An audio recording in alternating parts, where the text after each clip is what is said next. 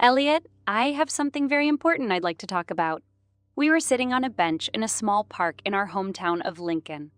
The summer breeze caressed my cheeks, and I tried to find words to express my feelings and expectations. Something important? What's wrong, Helen?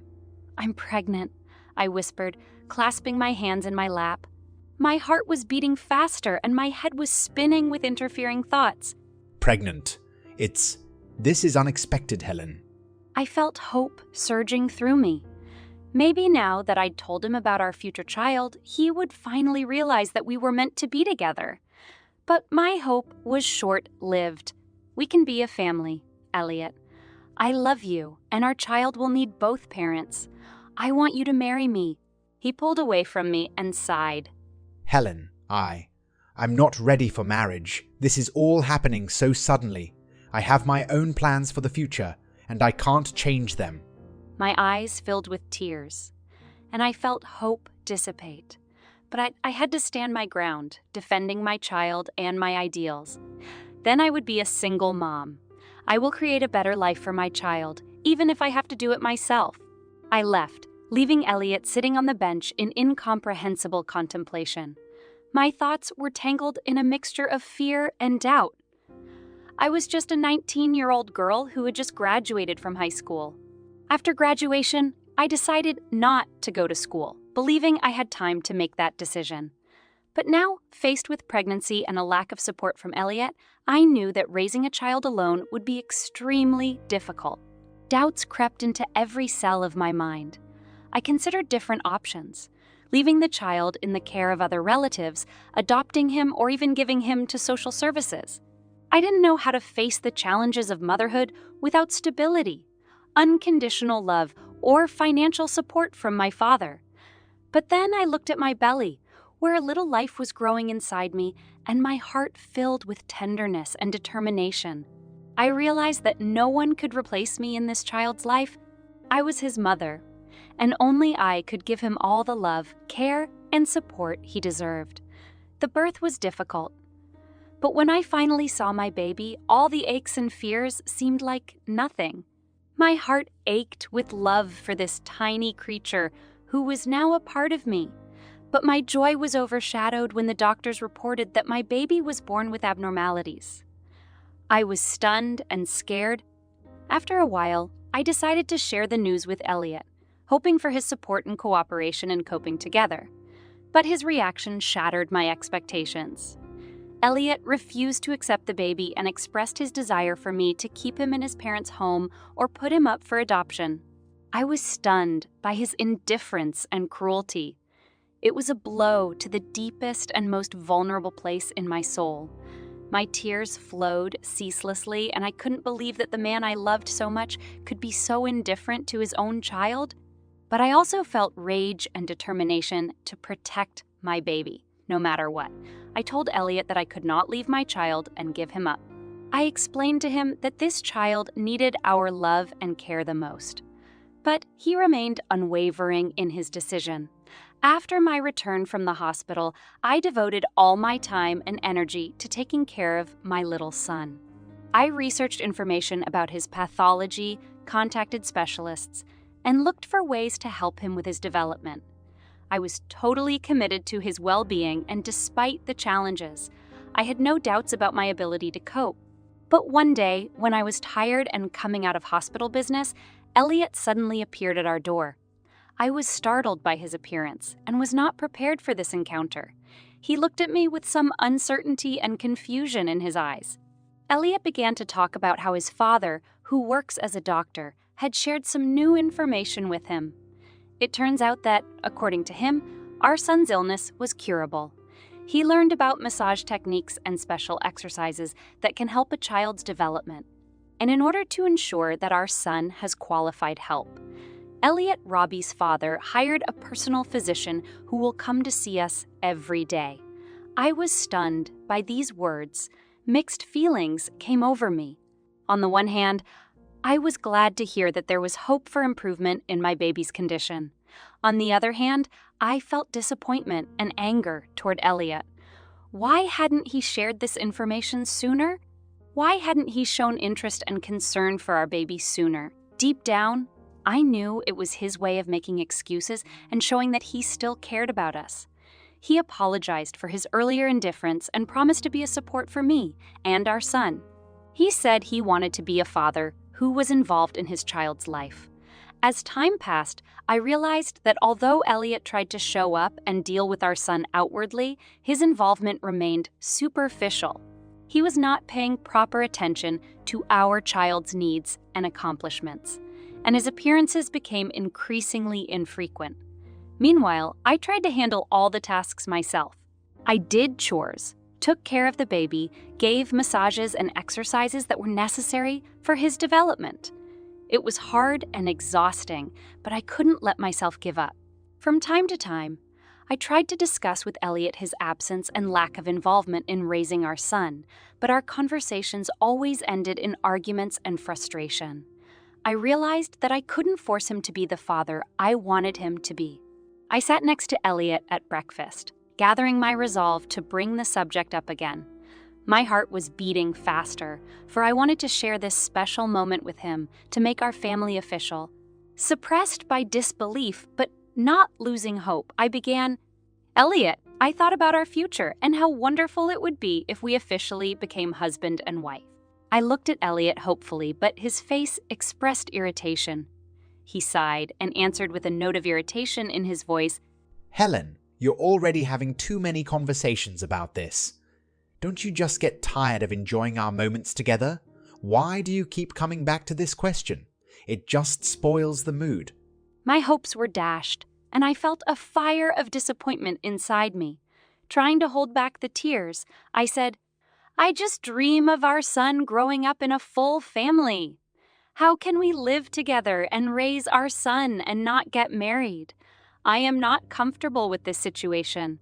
Over the past few weeks, I have noticed that Elliot has begun to take a special interest in Barbara, our son's doctor. He asked her many questions about his treatment and showed great interest in her recommendations and advice. As I watched their interaction, I couldn't help but notice Elliot smiling when he talked to her. I also noticed the way he looked at her and didn't hide it at all. I began to wonder if it was possible that Elliot was finding something in Barbara that he was missing in me. It irritated and hurt me at the same time. I was strolling outside with the stroller as usual. My eyes happened to catch an image that shook my soul. Elliot and Barbara walking together, smiling and talking.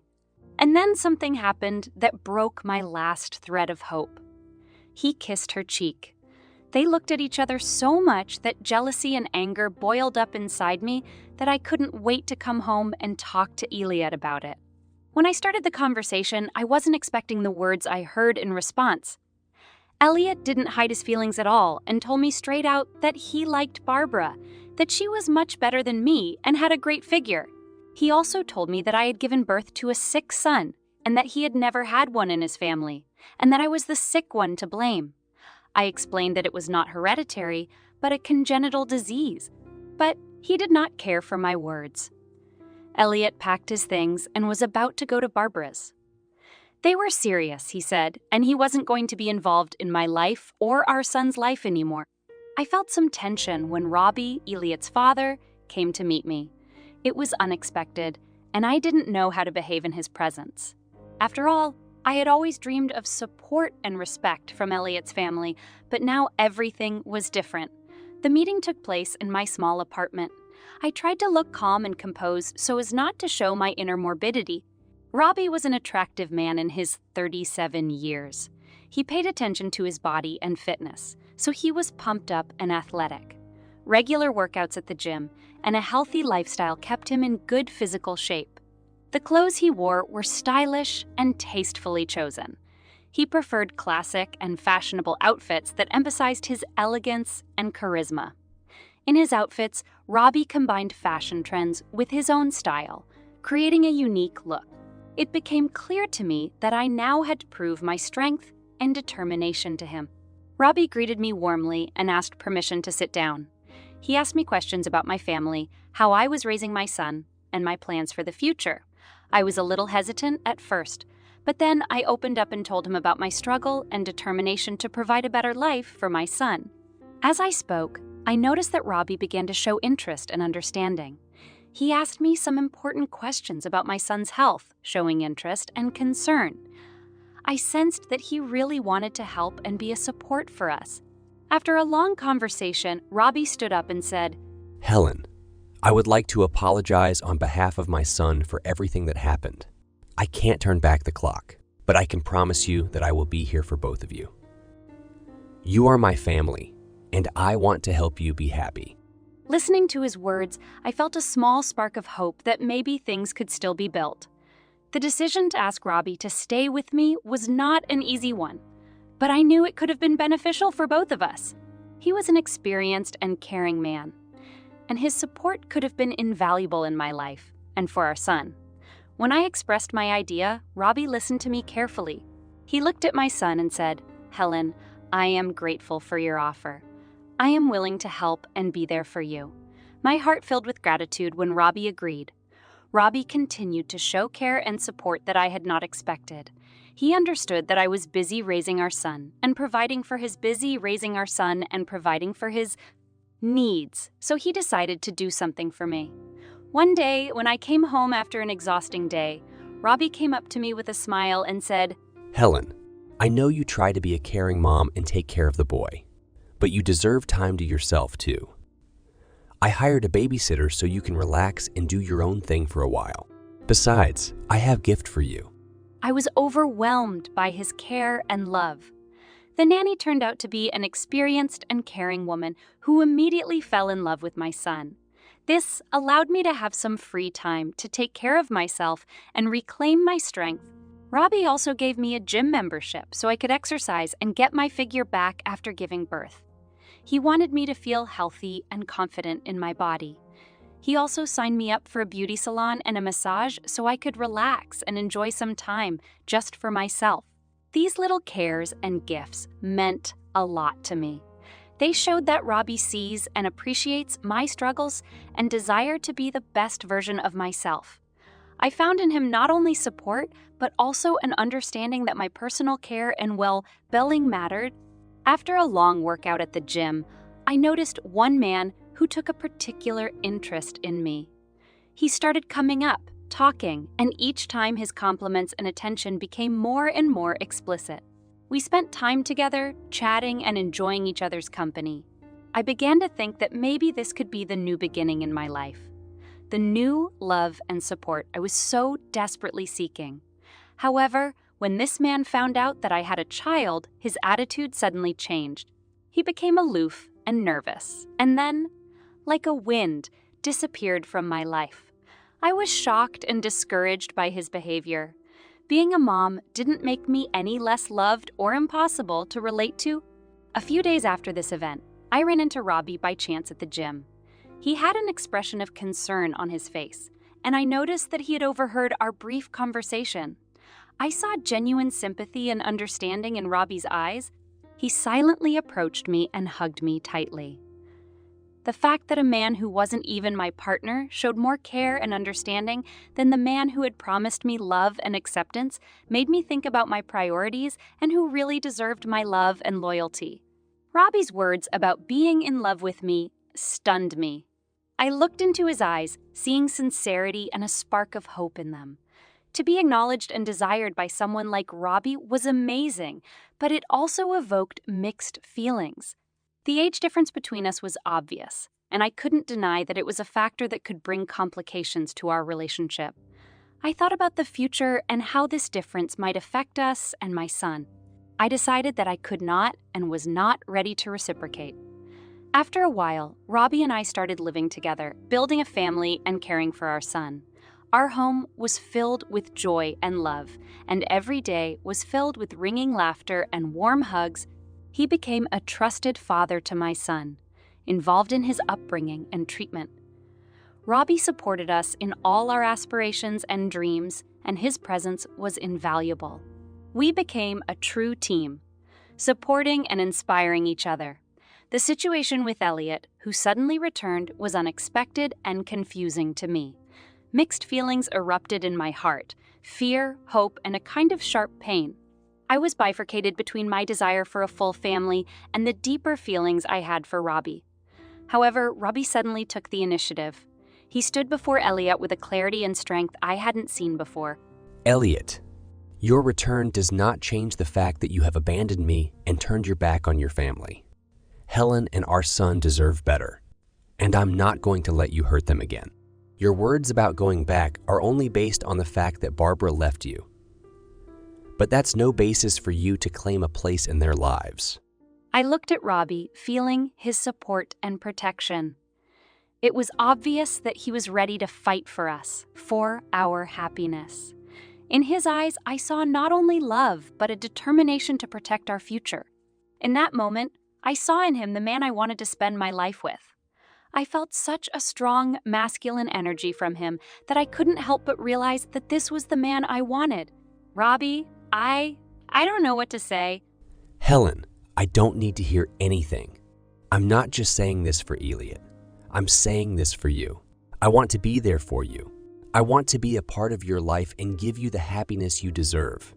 I understood that he said this not only to push Elliot away, but also because it was his sincere wish. Elliot left, and I remained standing beside Robbie, feeling his love envelop me. We looked at each other, and I realized that our story was just beginning. The next chapter of our lives was filled with hope and faith in the future. With Robbie by my side, I felt strong and secure. We raised our son together, giving him love and care. He grew up happy and healthy, overcoming his abnormalities through the perseverance and support of our family. Together, we created a special world filled with joy and hope. And then, one day, something extraordinary happened. We were walking in the park, enjoying the bright fall colors, when our son noticed a man we had never seen before. He approached us with a smile and said he was a specialist in pediatric medicine. It turned out that this stranger was the very doctor Robbie had hired to treat our son after Barbara was fired. He explained that our exercises and massages were having terrific results, and our son's abnormalities were slowly disappearing. The doctor smiled happily and said that our son was now completely healthy. It was a miracle we couldn't have expected. We embraced each other with happy tears in our eyes. All our journey, the hardships and struggles we had endured were worth it. We felt our family become stronger and more united. Our love and happiness knows no boundaries now. We continue to raise our son together, giving him the best, and we are grateful for every step that led us to this moment.